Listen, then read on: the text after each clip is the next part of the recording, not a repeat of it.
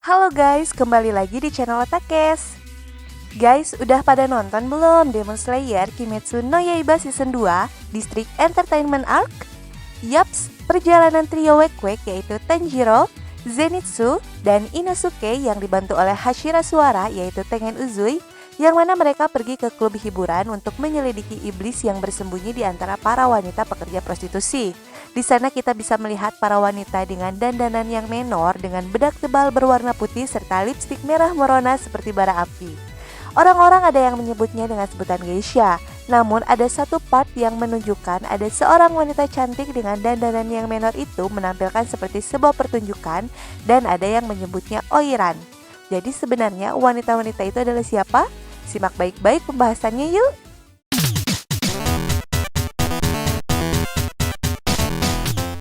Jepang adalah negara yang terkenal dengan tradisi uniknya, seperti yang ditampilkan di Demon Slayer Kimetsu no Yaiba Season 2 District Entertainment Arc. Ada wanita dengan dandanan yang tebal yang mana adalah wanita pekerja prostitusi Jepang yang anggun dapat disebut geisha dan oiran. Geisha, geiko, atau geiki adalah penghibur terlatih yang sangat terampil dalam menyanyi, menari, memainkan alat musik, dan menghibur tamu. Meskipun pekerjaan utamanya bukan prostitusi, beberapa memang tidur dengan klien dan banyak yang berhasil pensiun dengan menjadi nyonya klien atau disponsori oleh satu atau lebih. Ada juga geisha laki-laki di zaman Edo. Sebuah tayu adalah nama yang digunakan terutama di Kyoto dan Osaka untuk geiko dan yujo yang sangat dipuji dan populer. Awalnya, istilah ini juga digunakan untuk wanita dengan peringkat yang sama di Edo, tetapi oiran menjadi lebih banyak digunakan. Istilah tayu juga digunakan dalam banyak konteks lain untuk laki-laki dan perempuan. Pada dasarnya itu berarti yang terbaik atau paling dihormati di bidang tertentu, seperti di teater no.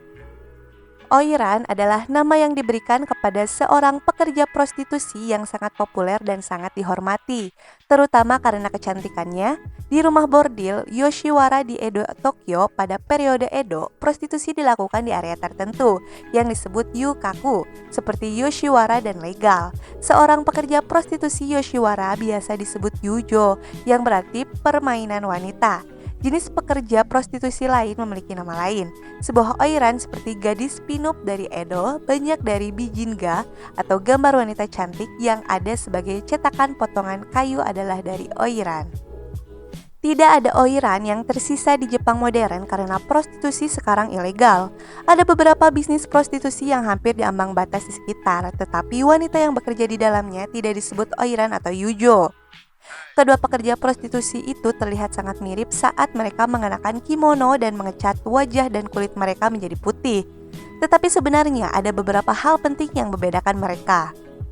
Meskipun kedua pekerja prostitusi itu terkenal, geisha lebih terkenal di negara-negara barat, dan sebenarnya peran dan posisi pekerja prostitusi ini sangat berbeda.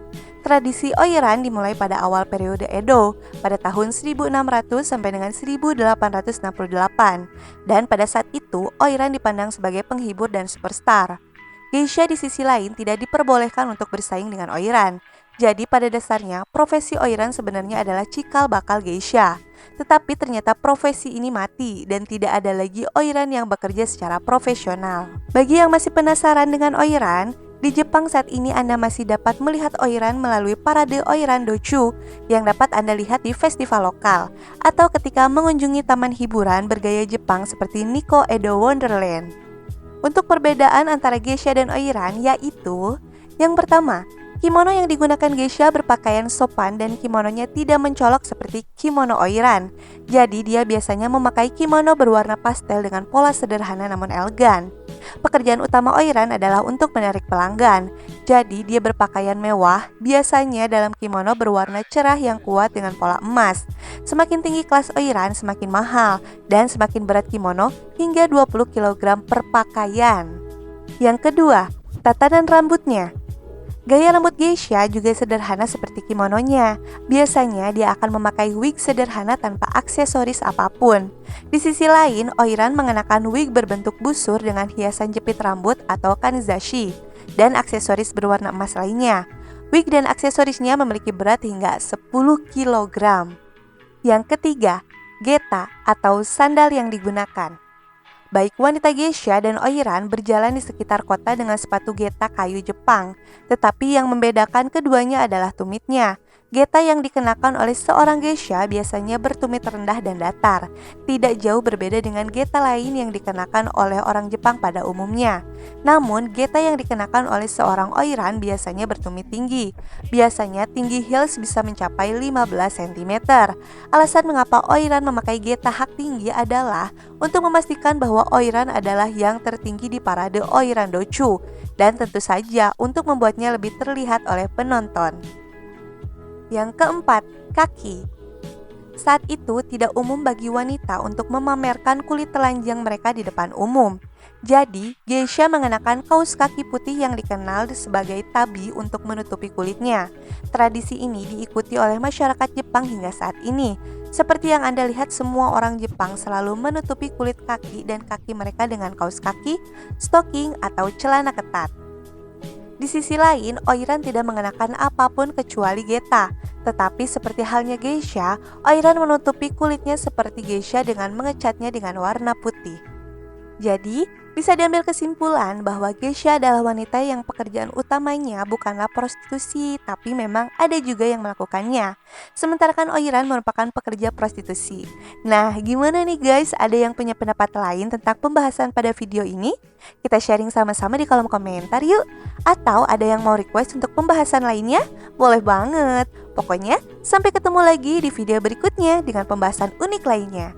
Jangan lupa nih. Bye-bye.